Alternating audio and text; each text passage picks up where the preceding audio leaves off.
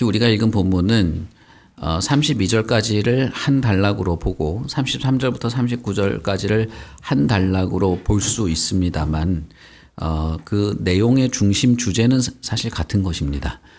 그런데 제가 두 단락으로 나눈 것은 그 바리새인들이 예수님께 하는 두 질문을 좀 다루려고 하니까 양도 많고 그 질문이 두 개가 또 따로 있기 때문에 첫 번째 질문에 대한 예수님의 대답, 그리고 다음 주는 33절부터 이어지는 그 두 번째 질문에 대한 대답을 가지고 말씀을 드리도록 하겠습니다.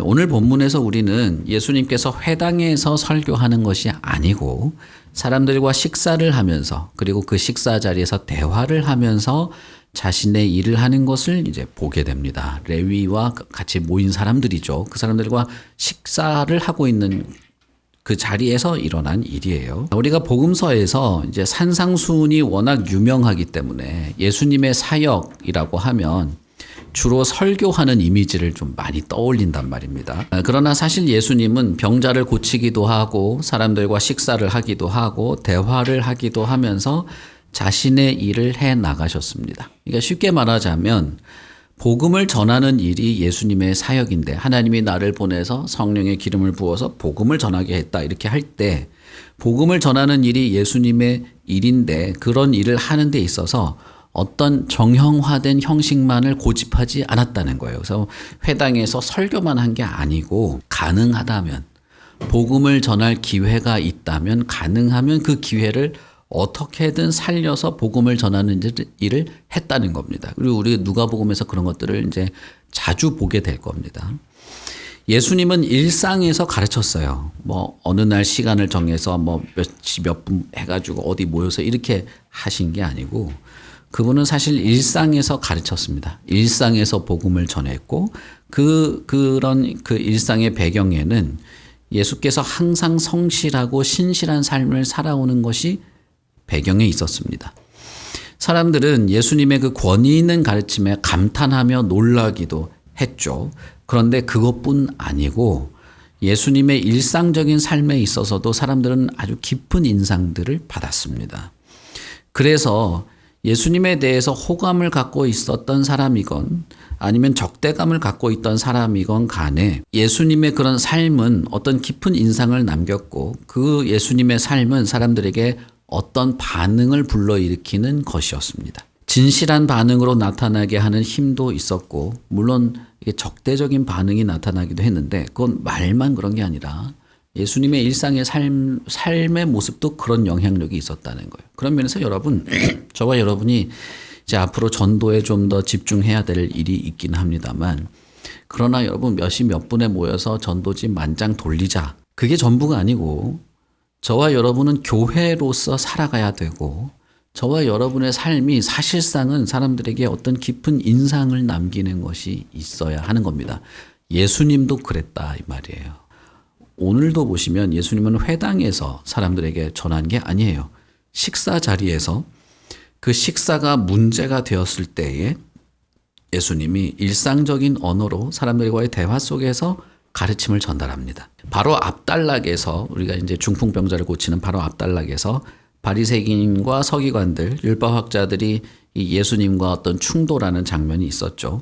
오늘 우리가 읽은 단락에서도 비슷한 충돌이 이제 생기게 됩니다. 예수께서 레위라고 하는 세리와 함께 식사를 한 것이 이제 바리새인들에게 문제가 되었던 것인데, 마태복음과 마가복음에서도 동일하게 레위라는 이런 사람의 이름을 쓰고 마태라고 하기도 합니다.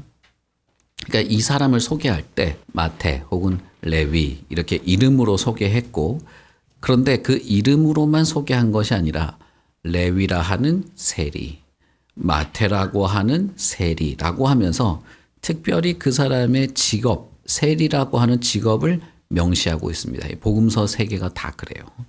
그렇다는 것은 이 당시에 이 레위 혹은 마태라고 하는 사람이 그 당시 사회에서 세리라고 하는 특별한 구별된 직업 혹은 그런 명칭을 가진 사람이었다라고 하는 것을 우리가 알 수 있습니다. 그냥 평범한 일상적인 평범한 사람이면 그냥 뭐 베드로, 야고보 요한 이걸로 끝나요. 아니면 뭐 이름도 필요 없고 그냥 중풍병자 아무개예요. 그런데 이 사람은 이름도 말하고 직업도 말한 겁니다. 그러니까 이것은 이 세리라고 하는 직업이 당시 사회에서 보통의 일상적인 평범함과는 구별되는 아주 구분된 특징이었다는 것을 우리 보여주는 것입니다. 누가복음 3장 12절부터 13절에 보시면 세례 요한이 이렇게 회개하고 세례를 회개하라라고 하면서 세례를 하는 그런 장면이 나오죠. 그때 세례 요한에게 세례를 받으러 많은 사람들이 나와요. 그 중에 세리도 있었습니다. 그때 이제 세례 요한이 전한 메시지 중에 뭐냐면 회개하라 뿐 아니라 회개에 합당한 열매를 맺어라, 이런 메시지를 전합니다. 누가 너희들더러 임박한 심판을 피할 수 있다고 누가 말했냐? 회개에 합당한 열매를 맺어야 된다, 이 메시지를 전하거든요. 그때 세리들이 세례 요한에게 나와서 한 말이 뭐냐면, 그러면 선생님, 우리는 회개에 합당한 열매로 무엇을 나타내면 좋을까요? 이렇게 물어봅니다. 거기에 대한 대답으로 누가복음 3장 12절과 13절이 있죠. 거기에 세례 요한이 그들에게 뭐라고 말합니까? 세금을 거둘 때 정직하게 좀 거둬라, 이 말을 합니다. 그러니까 여러분 어떻습니까? 기본적으로 세리는 세금을 거둘 때 부도덕하고 부정직하게 세금을 걷는다는 게 상식으로 이미 있었다는 것이죠. 회개에 합당한 열매를 뭐를 맺어야 됩니까? 세금 똑바로 걷어야 돼, 이렇게 말했다는 거예요. 군인들도 나오거든요. 군인들 나왔을 때 사람들 그만 괴롭히라고 말한단 말이에요. 그렇게 말할 정도로 당시의 세리들이 하는 일들은 대단히 이렇게 부도덕한 일이었습니다. 사람들이 그렇게 여긴 게 아니라 실제로 그랬다는 거예요. 그러므로 세리라고 명칭한 것, 성경 복음서마다 이름은 다르게 말했어도 세리라고 하는 이 직업은 확실하게 다 말했잖아요. 이 세리라고 하는 직업을 굳이 붙인 것은 그 자체로 이 레위라고 하는 사람, 마태라고 하는 사람이 정직하지 못한 사람이었다는 것을 말하는 겁니다. 그는 부도덕한 사람이었고 권력을 남용하는 자였다는 거예요. 당시 문화에서 이런 세리들은 어떻게 받아들여졌냐면 그 사회의 오염물 정도로 여겨졌습니다. 여러분 요즘 사회에는 어떤 것이 있을까요? 뭐 음주운전해서 사람을 막 죽인다던가, 예를 들어 우리가 저건 사람도 아니야 뭐 이렇게 말하지 않습니까? 세리가 그랬습니다. 세리는 인간 취급을 받지 못할 정도로 그 세계의 오물 정도로 취급될 정도로 아주 취급이 나빴어요. 그리고 그런 사람들이 모여 있는 이 세리 집단은 완전히 악의 구렁텅인 거죠. 쉽게 말하면. 그런데 그런 자들과 모여서 식사를 한다는 것은 결국 뭡니까? 결국 한통속이라는 거예요. 이 추악한 인간들과 함께 모일 수 있는 사람은 어떤 사람들일까? 한통속이 아니면 모일 수 없는 거죠. 그러니까 예수님이 레위를 만났고 그 레위가 예수님을 위해서 잔치를 벌였고 그 잔치에 세리와 다른 사람들이 많이 함께 앉아 있었다라고 할 때 바리새인과 그들의 서기관들이 예수님과 예수님의 제자들을 비방했던 것이 그런 배경 속에서 나온 것입니다. 예수님이 레위를 부르는 장면을 보시면 레위를 만났죠. 세리가 세관에 앉아 있는 것을 보시고 나를 따르라. 다른 설명이 없습니다. 아주 단도직입적으로 그냥 한마디만 하는 거예요. 거기에 대해서 베드로처럼 사람을 낚는 어부가 되게 할 것이다 뭐 이런 얘기도 없어요. 제자의 역할에 대한 부연 설명도 없습니다. 아주 단도직입적이고 그에 따른 레위의 반응도 단도직입적이죠. 그러니까 여기서 누가는 예수님과 레위 사이에 벌어진 일을 지금 강조하고 싶은 게 아닌 겁니다. 이거를 굳이 풀어서 해석할 수도 있어요. 물론 베드로의 어떤 경험에 비춰서 레위에게 무슨 일이 일어났는지를 할 수도 있습니다만 이 단락에서 누가가 강조하고 싶은 것은 바리새인과의 대화입니다. 그러나 잠깐만 부연 설명을 드리자면 레위의 반응도 단도직입적으로 등장하는데 그는 앉아 있었으나 예수님을 따를 때는 일어서서 따르기 시작합니다. 그 일어섰다라고 하는 말 속에는 그가 모든 것을 버리고 일어섰다 이렇게 되어 있죠. 이 레위가 예수님을 따를 때 엉거주춤하지 않았다는 겁니다. 그는 자신의 앉아있는 상태에서 일어서는 상태로 완전히 삶의 변화가 일어났다는 거예요. 그리고 모든 것을 내버려 두고 예수님을 따르기 시작했다는 겁니다. 다시 말하면 예수님을 따르기 위해서 방해가 되는 것들을 다 포기했다는 거예요. 버렸다는 것입니다. 이 부분은 조금 있다가 다시 회개와 관련돼서 설명을 드리려고 하는데, 분명한 것은 그가 예수께서 자신에게 찾아와서 다가와서 나를 따르라라고 하는 예수님의 말씀을 듣고 그에 대해 반응하기 시작했다라고 하는 것입니다.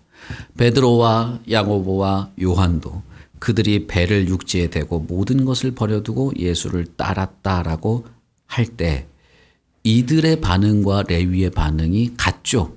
그렇다는 것은 무엇입니까? 레위가 베드로같이 요한같이 아주 진실한 반응을 보였다는 것입니다. 그래서 여기서 부연 설명은 없지만 그러나 우리는 레위에게 베드로와 같은 그런 유사한 어떤 경험, 유사한 마음의 변화가 있었다는 것을 우리는 이해할 수 있는 것이죠. 예수님의 어떤 말씀에 어떤 긍정적인 진정성 있는 반응이 있었다는 것입니다. 그리고 27절에 예수님이 레위를 부르는 장면과 32절에 내가 의인을 부르러 온 것이 아니라 죄인을 불러 회개시키러 왔다라고 하는 이 말을 연결해서 보자면 예수님이 레위를 부르실 때 그냥 단순히 호칭만 부른 것이 아니라 분명히 회개로 부르신 것이 분명합니다. 예수님은 레위를 회개로 부르셨습니다.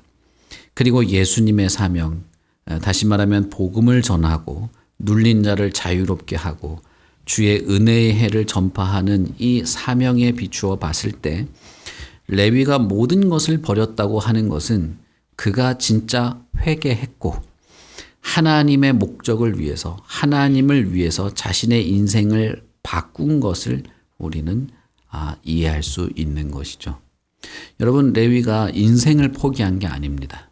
우리가 예수님을 믿는다고 할 때 직업을 버리라는 게 아니에요. 그러나 분명히 주님을 따르는 방향으로 인생의 방향이 바뀌었고 그 주님을 따르기 위해서 자신이 모든 것을 버렸다고 할 만큼 자신을 억누르고 있는 세리라고 하는 직업이든 부도덕함이든 물질에 대한 욕망이든 이런 것들을 버렸다는 것입니다. 그는 실제로 자유롭게 되었습니다. 우리가 사실 여러분 직업을 버릴 필요는 없어요. 직업을 버리라는 게 아닙니다. 그가 주님을 따르기 위해서 자신을 억누르는 것에서부터 자유로워졌다는 거예요. 그런 면에서 그는 모든 것을 버렸다는 것입니다. 그리고 나서 레위는 예수님에게 식사 자리를 마련합니다. 아마도 기뻤기 때문이겠죠. 자신을 억누르고 자신을 억압하는 것에서부터 그는 자유롭게 되었고 뭔가 예수에 대해서 약간의 호감이 있었다면 그를 따르게 된 것에 대해서도 즐거운 마음이 생겼을 겁니다. 그래서 그는 예수를 위해서 연회를 베풀었습니다. 잔치를 열었죠. 이것은 두 가지 면에서 의미가 있습니다. 이 식사는 단순히 먹고 마시는 자리가 아닌데 첫 번째 의미는 이것이 친밀한 교제의 자리라고 하는 것입니다. 식사 자리에 와서 밥 먹고 잘 먹었습니다. 안녕 하는 건 우리가 결혼식장에서 우리가 하는 거죠. 초대를 해서 와서 둘러 앉아서 같이 먹을 때는 그 식사의 자리는 아주 친밀한 교제의 자리라는 거예요. 다시 말하면 친밀할 수 없는 존재와 친밀함이 시작됐다는 거예요.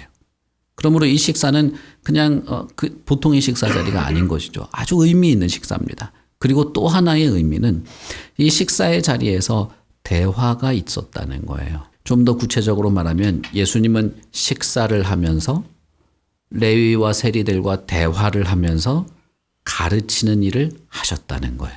여러분, 우리가 예수님을 잘 보면 예수님이 유월절 식사할 때도 제자들에게 떡을 떼면서 맛이 어때? 좀 간이 맞아? 이런 말을 하시는 게 아니라 떡을 떼면서 나도 이렇게 찢어져야 돼. 포도주를 부으면서 나도 이렇게 부어져야 돼 하면서 일상적인 대화 속에서 본인의 가르침을 전달해요. 그러니까 분명히 예수님은 이 친밀한 교제를 시작하실 때 그들과 식사 대화 가운데 가르치는 일을 했을 것입니다. 이 식탁에서의 교제는 식탁에서의 가르침과 연결되어 있는 겁니다. 예수님만 그렇게 한 건 아니에요. 그 당시에 식사의 문화가 그랬습니다.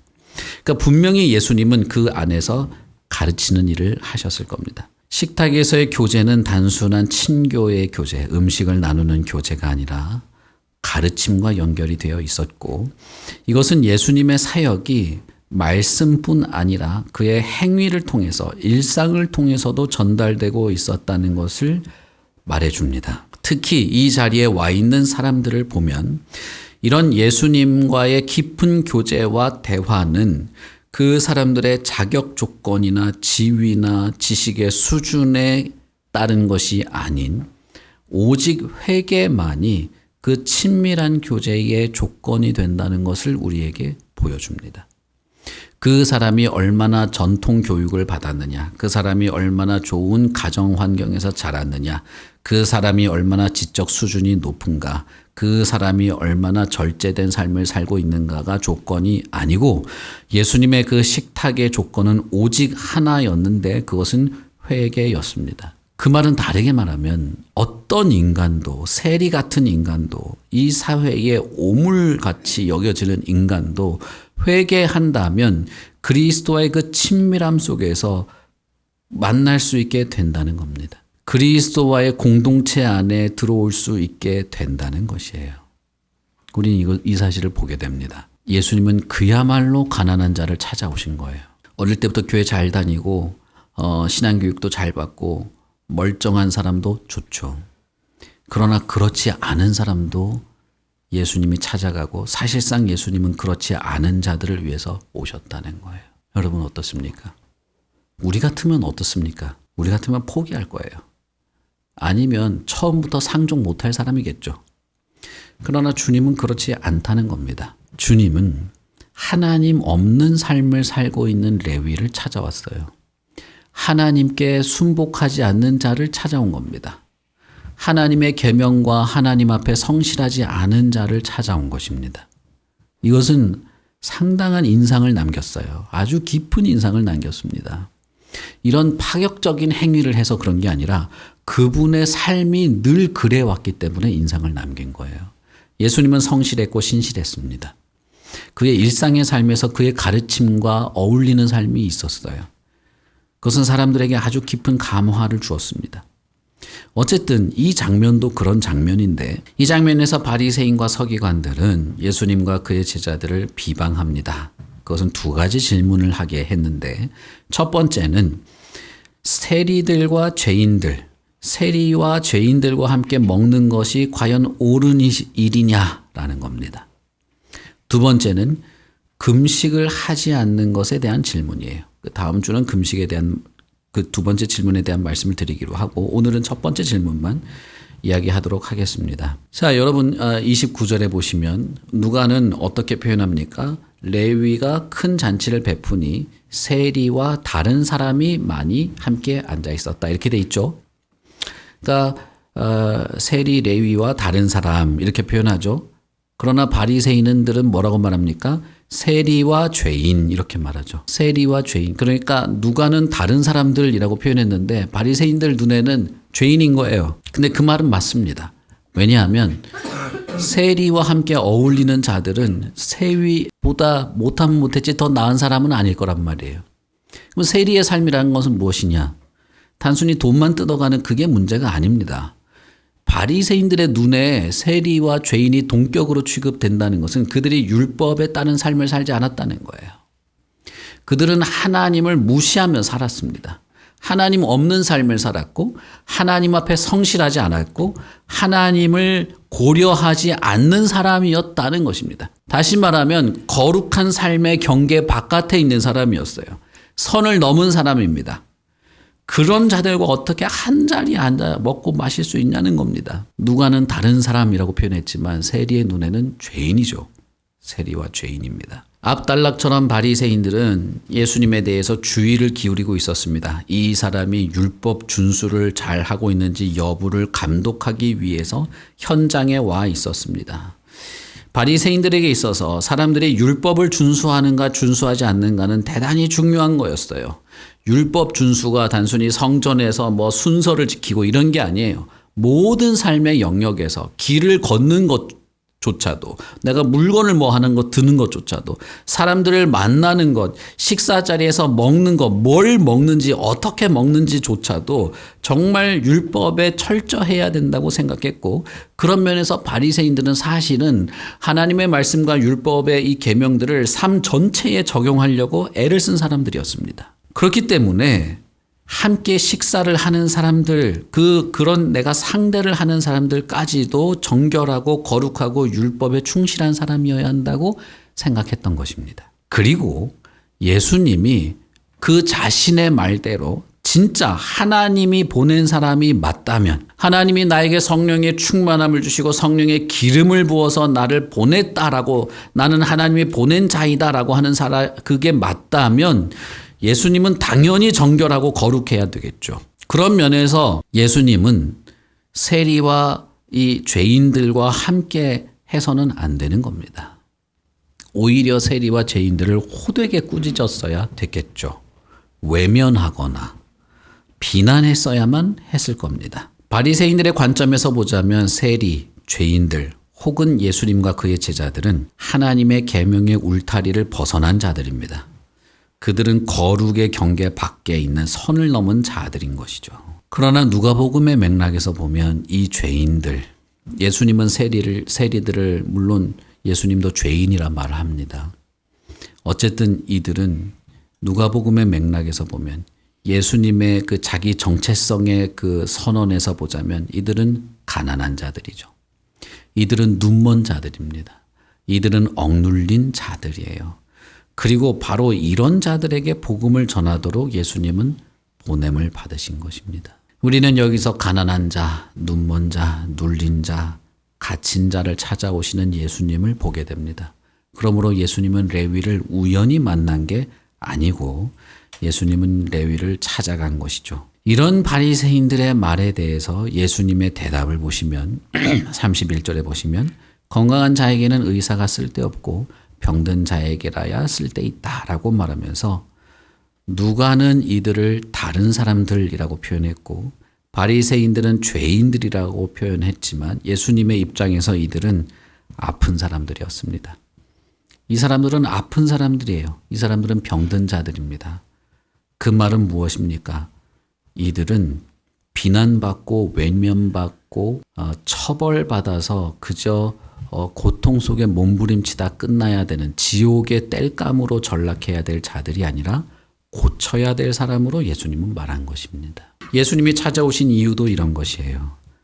의사에게는 병든 자가 의사가 필요한 것이다 라고 말할 때 예수님은 자신을 의사로 표현한 것입니다. 앞선 단락에선 예수님은 육체의 질병을 고치는 것으로 보여주셨지만 이 단락에서 예수님은 영적인 의미의 의사로 언급하십니다.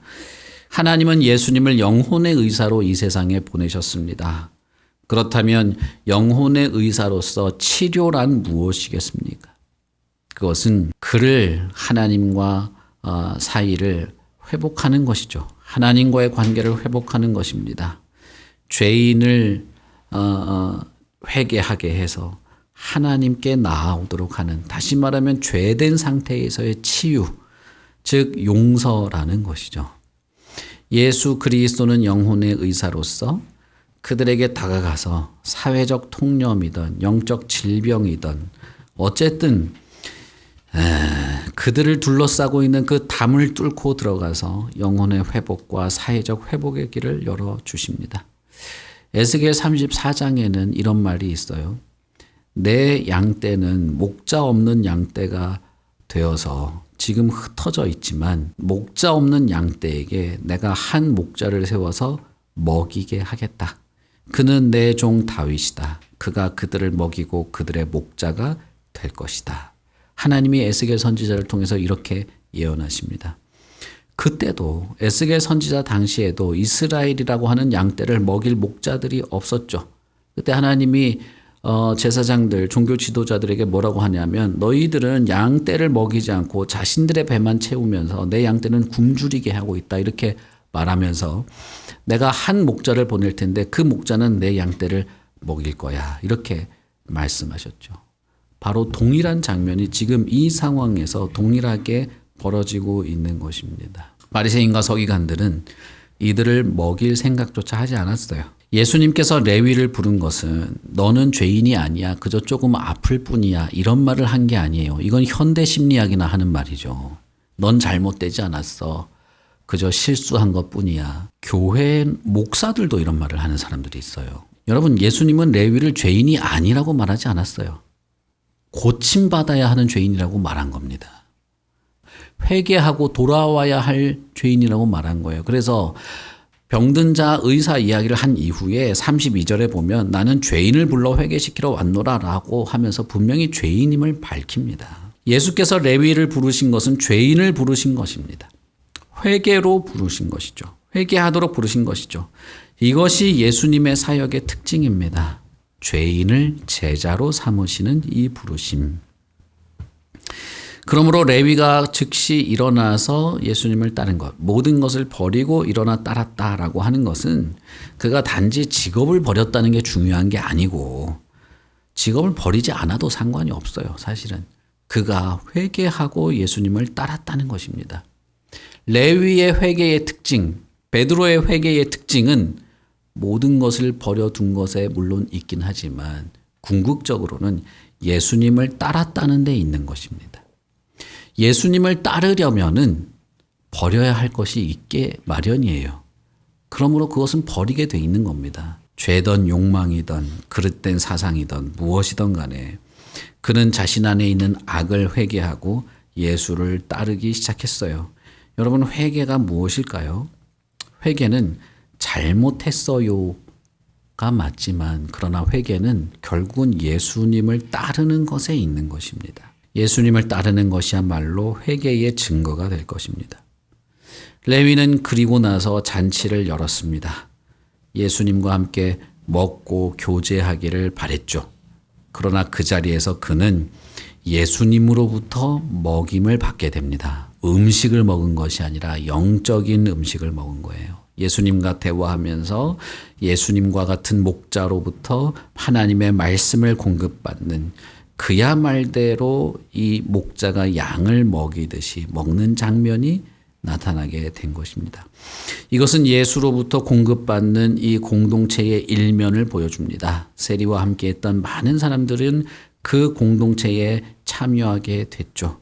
예수님은 내가 바로 이 일을 위해서 여기에 왔다라고 말하는 겁니다. 그런 면에서 예수를 믿는다는 것, 그것은 나를 부르시는 예수님의 부르심에 내가 반응하는 것입니다. 그로부터 공급을 받고 양육받는 것을 기대하게 되는 것이고 그분의 가르침과 교훈을 삶의 기준으로 삼는 것입니다. 만약에 금전이 삶의 목적이라면 레위는 그저 좋은 선생 만난 것으로 그냥 끝나면 돼요. 좋은 설교 한 편 듣고 그냥 살면 됩니다. 그러나 레위는 그렇게 하지 않았습니다. 그는 예수를 따르기 위해서 자신의 것을 버렸죠. 실제로 자신을 억누르는 모든 것을 포기했습니다. 물질에 대한 욕망, 자신을 억누르고 있는 죄의 욕망을 포기했다 이거예요.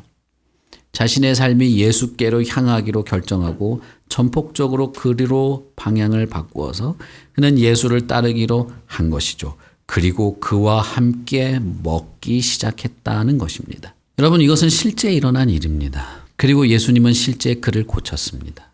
그리고 예수님께 고침받은 수많은 사람들이 역사 속에 있습니다. 저와 여러분도 예수님은 고치실 겁니다. 예수님은 영혼의 의사이십니다. 내가 뭐가 됐던 간에, 내가 어떤 인간이 됐던 간에 그렇다 이 말이에요. 내가 레위보다는 좀 그래도 잘났어. 그래서 뭐예요? 고쳐질 필요가 없습니까? 내가 평생 교회를 다녔어. 난 기독교에도 익숙하고 헌신도 하고 나름대로 하고 있어. 그래서 예수님이 필요가 없어요. 이제는 그냥 예수님을 생각하면서 즐겁게 행복을 누리면서 살면 됩니까? 그런 겁니까? 예수님과 함께 먹고 그분과 함께 배우는 이 아름다운 교제의 이 삶이, 이 순간이 이어질 만큼 우리는 예수 그리스도라고 하시는 이 영혼의 의사로부터 고쳐져야 되는 것이죠. 고침을 받아야 됩니다. 이런 경험이 여러분들 있으실 거예요. 그러나 또 한편으로는 여전히 고쳐져야 할 부분도 남아있는 것이죠. 여러분, 마태 이 레위가 갑자기 성인군자가 된 게 아니에요. 베드로가 자기의 배를 버려두고 야고보와 요한처럼 예수님을 따르기 시작할 때 그가 성인군자가 됐습니까? 아닙니다. 그러지 않았습니다. 베드로는 교회의 수장이 되었을 때도 실수를 여러 번 해서 바울이 편지를 썼습니다. 아주 냉혹한 편지를 썼어요. 너 그렇게 살면 돼? 이러면서 바울이 편지를 썼단 말이에요. 성인군자가 되라는 게 아니에요. 여전히 우리는 예수 그리스도가 필요하다는 거예요. 그렇지 않습니까? 예수를 알지 못하는 사람들에게는 오죽하겠습니까? 하나님을 알지 못하는 세계, 아니 하나님 없는 세상을 살아가는 사람은 오죽하겠냐 이 말이에요. 예수님은 바로 그런 저와 여러분을 위해서, 하나님 없는 경계 밖에 나가 있는 사람을 위해서 기꺼이 오셨습니다. 그리고 예수님은 기꺼이 먹고 나누십니다. 그런데 그냥 그렇게 하는 게 아니라 회개시켜서 그렇게 하는 겁니다. 예수님은 죄인을 불러서 회개시키러 오셨습니다. 그 말은 뭘까요? 여러분, 저와 여러분도 회개할 수 있다는 거예요. 예수님을 만나면, 예수님의 말씀을 들으면, 그분의 음성을 듣고 그의 가르침을 내가 진지하게 여기면 회개할 마음이 생긴다는 거예요. 제가 지난주 말씀드린 것처럼 병원에 누워서 일주일간 그냥 주사만 맞던 사람이 내가 도대체 뭘 회개해야 돼? 그런 아주 무미건조한 삶을 살던 사람도 주님의 말씀을 듣고 그것이 나에게 어떤 살아있는 생생한 말씀으로 다가오기 시작할 때 말할 수 없는 그 죄에 대한 고통이 따라오게 되는 겁니다. 회개할 마음이 생기게 돼요. 그러니 여러분, 예수님이야말로 진정한 의사입니다. 이 예수님을 생각하십시오. 주님의 말씀을 잘 새겨보십시오. 그리고 어떤 인간도 고침을 받지 못할 인간이 없습니다. 어떤 인간도 주님과 함께 먹고 마시는 이 자리에 들어가지 못할 자가 없어요. 회개하는 자는 다 그렇습니다. 그러니 주님의 그 능력, 주님의 그 은혜, 주님의 구원에 소망을 두시길 바랍니다. 거기에 희망을 둡시다. 거기에 우리의 마음을 둡시다. 우리 같이 기도하겠습니다.